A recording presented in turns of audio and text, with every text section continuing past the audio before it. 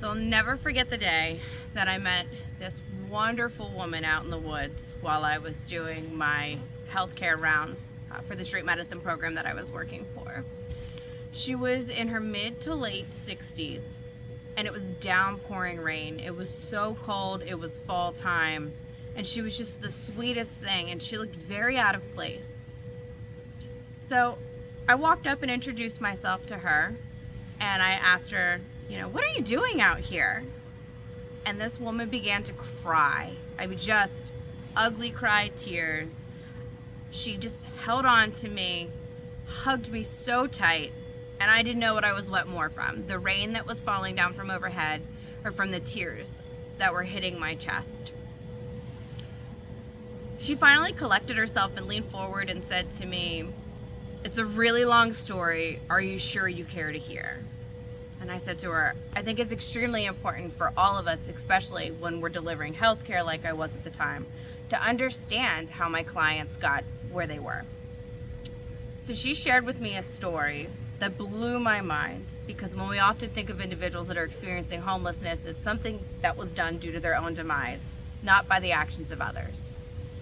She shared with me that when she was in her early 50s, she was working as a florist. It was her own florist shop, and she was super proud to have it.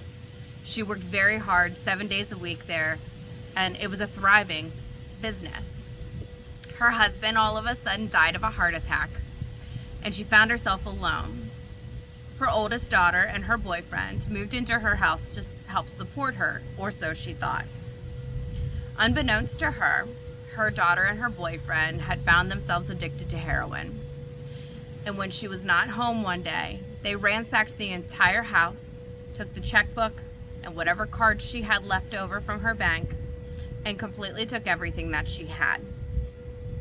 She found herself in a position where no matter how many times she tried to move her daughter and her boyfriend into drug and alcohol facilities, get them the help and support that they needed, it was just an uphill battle that she could not face on her own. Regardless of the support that she received from her church, she found herself in the position where she could no longer afford her florist shop, and she had to sell it, and eventually had to sell her home, because she was putting every penny that she was able to get into trying to help her daughter through this recovery process.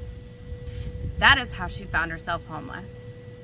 Her daughter ended up cleaning her out one last time. She did not have any money to pay the mortgage, and they had foreclosed on her house. Her daughter stole her car and wrecked it. She didn't have a vehicle to live out of, and she just found herself downtown with nothing.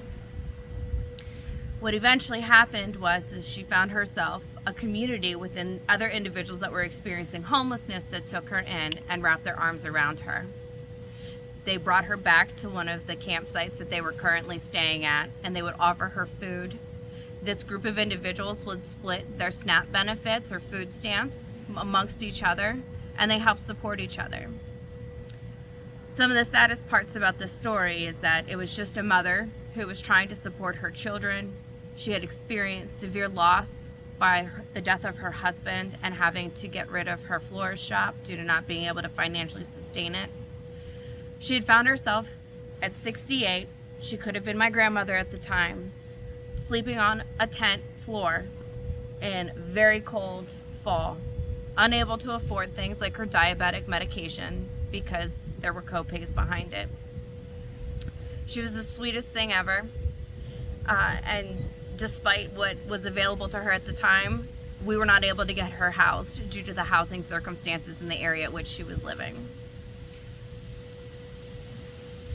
I don't know how to end it.